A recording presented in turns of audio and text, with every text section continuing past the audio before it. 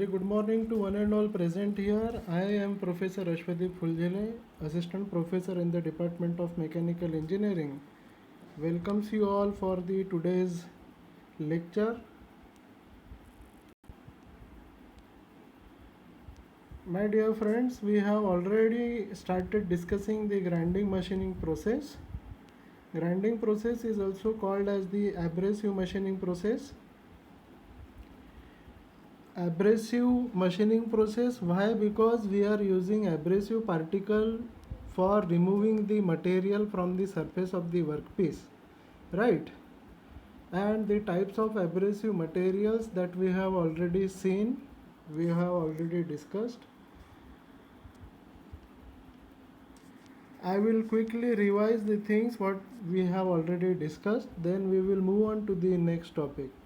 See, as you can see on your screen, the grinding is an ancient process. This was used to manufacture the sharp edges onto the rocks, isn't it? To sharp the rocks for the weapon purposes, the abrasive, that is grinding machining, was used, even though to sharpen the weapon like sword, knives, the grinding process is more prominently used. Okay, so it is very old machining process, with the help of which we can remove fractional quantity of material. The depth, as you can see, it ranges from 50 to 125 microns. It is very fine particles that is removed from the surface of the workpiece. And the basic process that you can observe on your screen is like a rotating grinding wheel will come across onto the workpiece, और workpiece के ऊपर आने के वजह से काफ़ी ज़्यादा friction होगा वर्कपीस और टूल के दरमियान, और उसके मदद से जो है बहुत ही फ्रैक्शनल क्वांटिटी में मटेरियल रिमूव किया जाता है इस प्रोसेस से. As you can see on your screen, rotating grinding wheel which is coming across the workpiece, right? Now, what makes the grinding process different from the other process? As you can see, it is the large number of cutting edges that are very small and made of abrasive grades. यहाँ पे जो कुछ भी हम लोग abrasive particles लगा रहे हैं वो काफ़ी ज़्यादा मात्रा में है. वो एक individual particle, that individual particle will participate in material removing process, right? तो ये एक प्रकार से मल्टी पॉइंट कटिंग टूल की कैटेगरी में आता है. Very fine and shallow cuts are only possible with the help of the from which we can achieve the good surface finish. The abrasive grids, as we have discussed several types of abrasive particles, those are very hard particles, right? When those particles will come across against the workpiece, so substantial quantity of material is removed, but the material being removed is in the form of dust particle size. उनका जो size होता है वो dust particle जितना होता है. Saw dust जिसको बोलते हैं अपन, लकड़ी का जो भुरका निकलता है फाइलिंग करते समय या फिर सॉइंग करते, कुछ उतने शेप का, उतने साइज़ का मटेरियल रिमूव होता है. अब आप देखेंगे आपके स्क्रीन पे मेश साइज़ दिया हुआ है.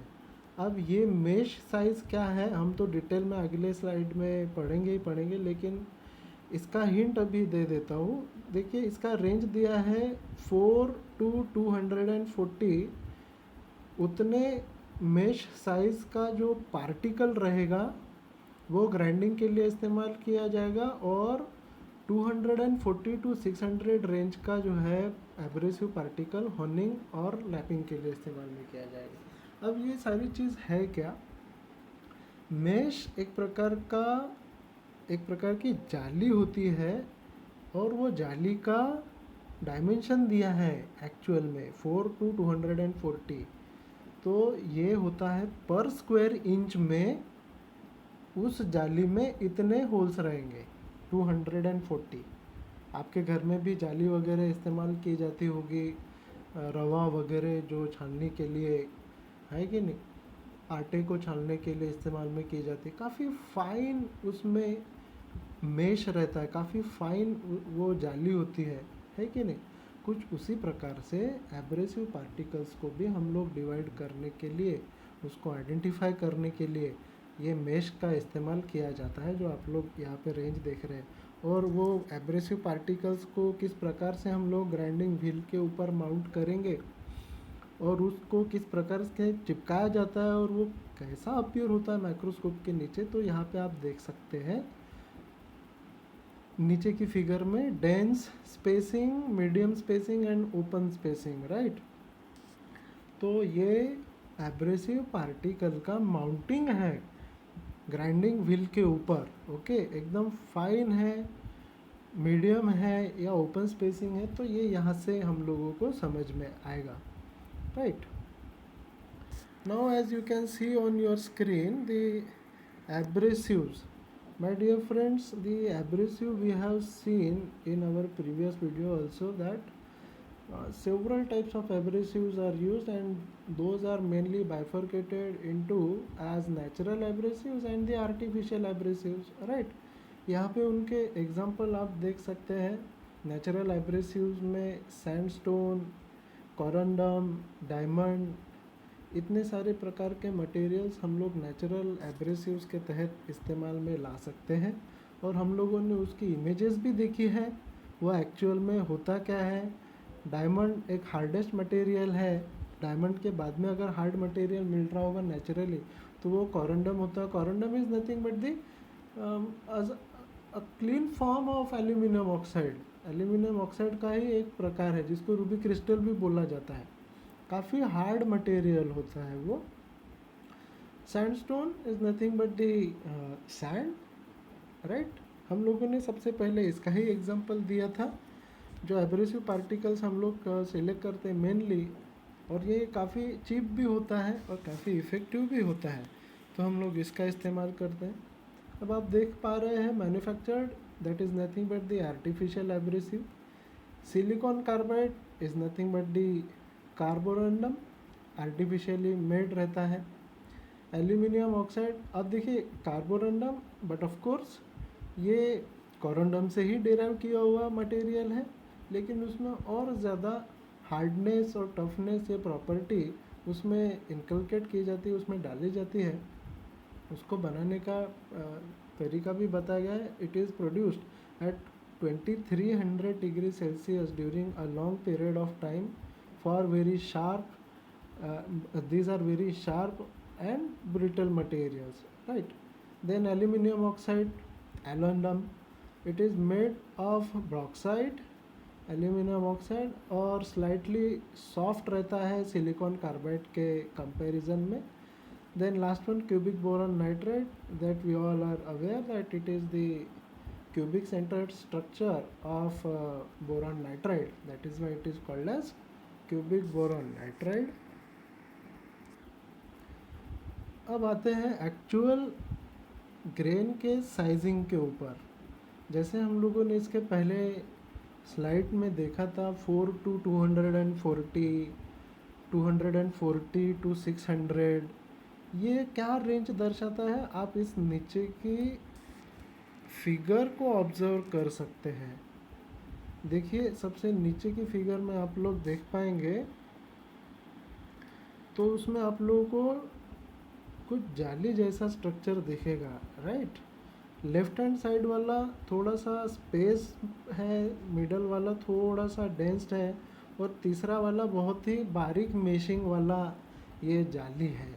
तो ये जाली क्या रिप्रेजेंट करता है, साइजिंग ऑफ एब्रेसिव पार्टिकल। हम लोग जो एब्रेसिव पार्टिकल इस्तेमाल में लाने वाले हैं तो उनको इस मेश के थ्रू, इस जाली के थ्रू, इस छलनी के थ्रू गुजारा जाता है, और उसका भी स्टैंडर्ड डायमेंशन दिया गया है। 1 स्क्वायर इंच में इतने उसमें मेश होने चाहिए, राइट। तो इतने मेश होने के वजह से उसका स्टैंडर्डाइजेशन किया गया है। आप देख सकते हैं, it is determined by the maximum number of opening in 1 square inch length of the screen in mechanical sieving machine. एक मैकेनिकल वाइब्रेटर जिसको बोला जाता है, उसके तहत गुजारा जाता है। And those are graded into sizes specified by numbers 4 to 600। हमने इसके पहले इसका रेंज देखा है, 4 to 240 यानी 240 मेश तक। अगर एब्रेसिव पार्टिकल छलनी से गुजर रहा है तो वो जो हम लोगों को मिलेगा छलनी होने के बाद में एब्रेसिव पार्टिकल, उसका इस्तेमाल हम लोग ग्राइंडिंग पर्पस के लिए इस्तेमाल करेंगे। और उससे भी बारीक रहेगा 240 से लेकर के 600 तक, तो उसका और सुपर फिनिशिंग ऑपरेशन के लिए जैसे लैपिंग और हॉर्निंग के लिए इस्तेमाल किया जाएगा।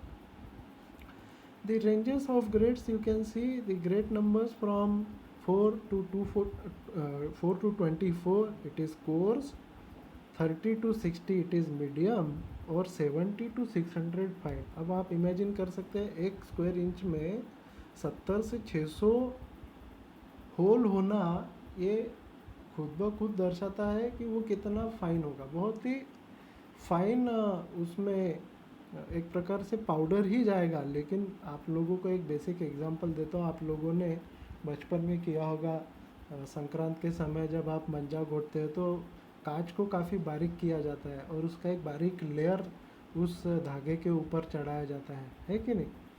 तो वो इसलिए क्योंकि वो fine glass particles, that individual particle will participate in cutting operation. वो एक ग्लास का एक इंडिविजुअल बारीक कण, उसकी मदद से हम लोग डोर काटने के लिए इस्तेमाल कर सकते हैं। ठीक है, आप लोग इस इमेज में देख सकते हैं नीचे वाली screen number 8 with grain size 8, screen number 24 it reflects the grain size 24, and screen number 60 it is reflecting the grain size of 60 dimension, right? Now coming to the manufacturing of wheel, अब हम लोगों ने abrasive particles तो सीख कर लिए, हम लोगों को अभी ग्राइंडिंग व्हील के ऊपर ध्यान देना पड़ेगा। वो भी एकदम सटीक चीज़ होनी चाहिए क्योंकि उसके ऊपर एब्रेसिव पार्टिकल लग रहा है, एब्रेसिव पार्टिकल्स उसके ऊपर चिपकना भी चाहिए। It must adhere on to the surface of the grinding wheel. और जितना भी फ्रिक्शन डेवलप हो रहा है ग्राइंडिंग प्रोसेस के दरम्यान, तो उतने ज़्यादा फ्रिक्शन को, बढ़े हुए टेम्परेचर को भी वो सस्टेन कर पाए अपना ग्राइंडिंग व्हील। और उसी के साथ साथ बॉन्ड यानी अधेसिव, तो ये हम लोगों को काफ़ी कॉन्शियसली बनाने होते हैं, सिलेक्ट करने होते हैं। Grains mixed with the bonding material is moulded or cut to proper shape and heated so that the bond melts. Heating process varies according to the type of bond used. The bonding materials, it determines the maximum allowed speed the wheels could work, right? हम लोगों ने जो अभी discuss किया था, जैसे हमारा wheel काफ़ी ज़्यादा रोटेशन पे रोटेट हो रहा है, वर्कपीस के अगेंस्ट आएगा तो उस पर काफ़ी ज़्यादा हीट डेवलप होगी, काफ़ी ज़्यादा फ्रिक्शन होगा। तो हमारा बॉन्ड जो रहेगा, हमारा अधेसिव जो रहेगा, वो इतने ज़्यादा बढ़े हुए टेम्परेचर को सस्टेन भी कर पाए, ये ज़रूरी है। It determine the rigidity and the strength, the forces required to dislodge the grain. It should have a similar wear rate as of abrasive grade. Okay, heat के अलावा इसमें मेंशन किया गया है फोर्स आ रहा है।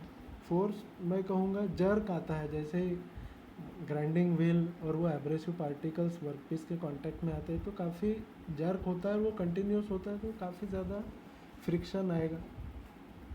हम लोग लोड देते हैं, लोड इसलिए आप लोगों को पता है फीड और डेप्थ ऑफ कट के लिए, तो ये सारा सस्टेन करना चाहिए. Now moving towards the types of bond. First one you can see it is the vitrified bond. 70% of all the wheels use the vitrified bond which is similar to the firing pottery. जब fire clay से जो pottery बनाया जाता है तो उसमें जो adhesive इस्तेमाल में किया जाता है, कुछ उसी प्रकार का बॉन्ड, कुछ उसी प्रकार का एब्रेसिव यहाँ पे इस्तेमाल किया जाता है. The clay with other ceramics are mixed with the abrasive grains. Wheels are formed from this mixture and dried. Then it is fired for 1 to 14 days. उसको भट्टी में डाला जाता है 1 से 14 दिनों के लिए.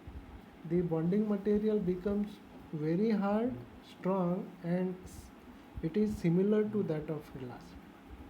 Okay, some of the characteristics mentioned here are it is porous, strong, unaffected by water or high temperature. right, unaffected by water इसलिए भी कहा गया है क्योंकि हम लोग कूलेंट का इस्तेमाल करते हैं और बहुत सी जगहों पे, बहुत सी इंडस्ट्रीज में जो है पानी का ही इस्तेमाल किया जाता है.